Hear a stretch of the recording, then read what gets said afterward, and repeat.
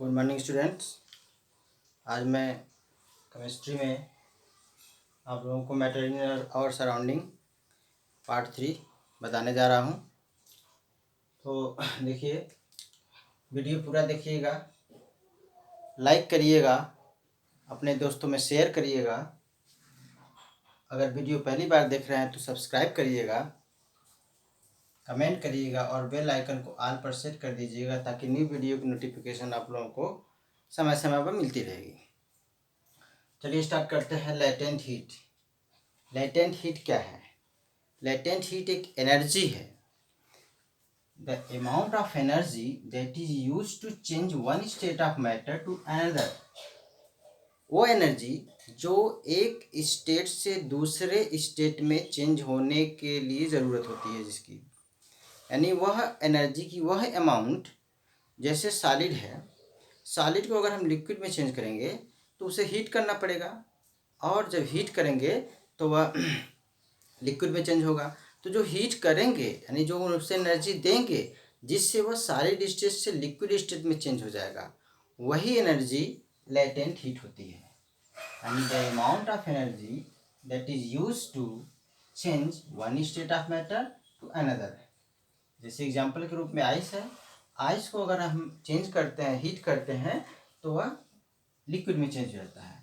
तो जो एनर्जी की मात्रा सॉलिड से लिक्विड स्टेट में चेंज करने के लिए यूज होती है, उसी को हम एनर्जी कहते हैं, लेटेंट हीट कहते हैं। ये लेटेंट हीट टू टाइप्स का है। Latent heat of fusion.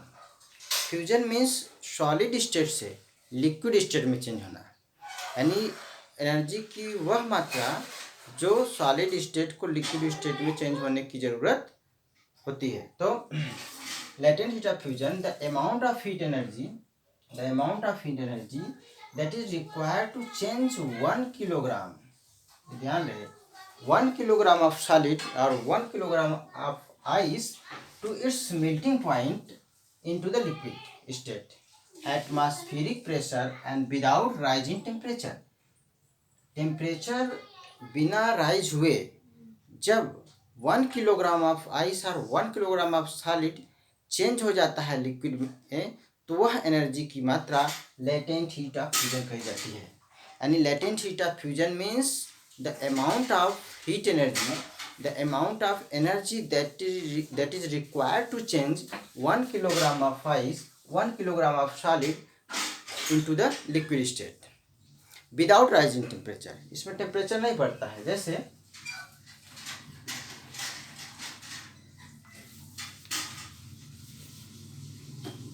एक बीकर ले लेते हैं और इस बीकर में हम आइस रख देते हैं।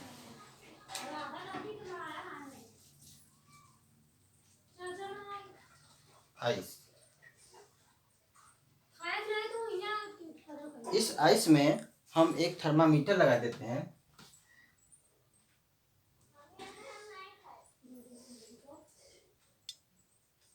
और इस थर्मामीटर की हम रीडिंग नोट करते रहते हैं और इसको हम हीट देते रहते हैं। हीट देंगे इस आइस को, यह मिल्ट होगा और टेम्परेचर यह 0 डिग्री पर मिल्ट होता है, तो यह 0 डिग्री इसका टेम्परेचर यहाँ पर रहेगा। और जबकि हीट दे रहे हैं फिर भी इसका टेम्परेचर सेम हो रहता है, कांस्टेंट रहता है, तब तक रहेगा जब तक से कि पूरी तरह से आइस मिल्ट नहीं हो जाता है। यानी हीट देने के बावजूद भी इसका टेम्परेचर नहीं बढ़ रहा है, तो वह हीट कहाँ जा रहा है? इसे हम छिपी हुई उष्मा कहते हैं, लेटेंट हीट कहते हैं, लेटेंट हीट ऑफ फ्यूजन। वही energy latent heat of fusion होती है। सेकेंड है लेटेंट हीट ऑफ वेपोराइजेशन। इसमें क्या था कि इसमें solid state 1 kilogram of solid change हो रहा था लिक्विड में, और इसमें 1 किलोग्राम ऑफ लिक्विड चेंज होगा वेपर में, वाटर वेपर में। तो latent heat of vaporization, the amount of heat energy that is required to change the 1 kilogram of liquid at its boiling point into the gaseous state। 1 kilogram of liquid जब वो अपने gaseous state में change हो जाता है, और gaseous state में change होने के लिए जो एनर्जी की ज़रूरत होती है उसे हम लेटेंट हीट ऑफ वेपराइजेशन कहते हैं।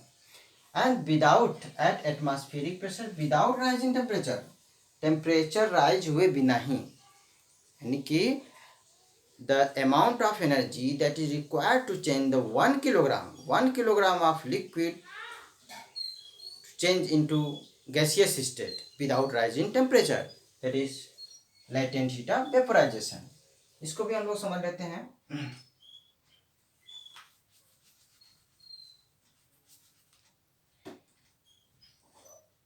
यह बीकर, इस बीकर को हम हीट करेंगे, इसमें ले लेते हैं वाटर और लगा देते हैं थर्मामीटर।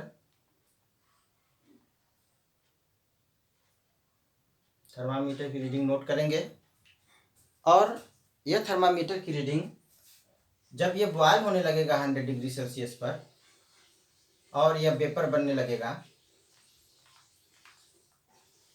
तो इसका टेम्परेचर इंक्रीज नहीं होगा जबकि हम हीट देंगे। यहाँ पर हम हीट दे रहे हैं फिर भी इसका टेम्परेचर राइज नहीं हो रहा है। क्यों?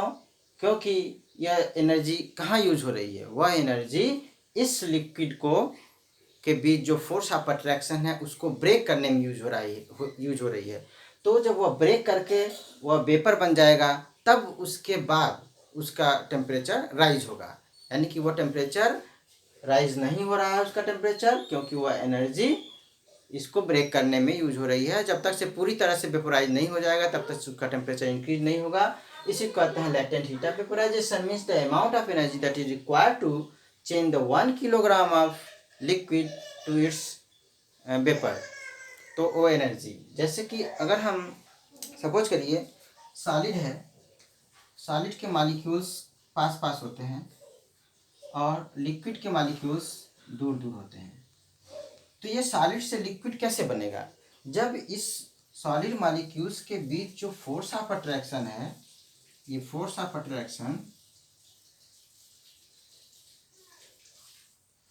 जब ये फोर्स ऑफ अट्रैक्शन ब्रेक होगा तो इसके मॉलिक्यूल्स दूर होंगे, यानी कि लिक्विड स्टेट में आ जाएंगे।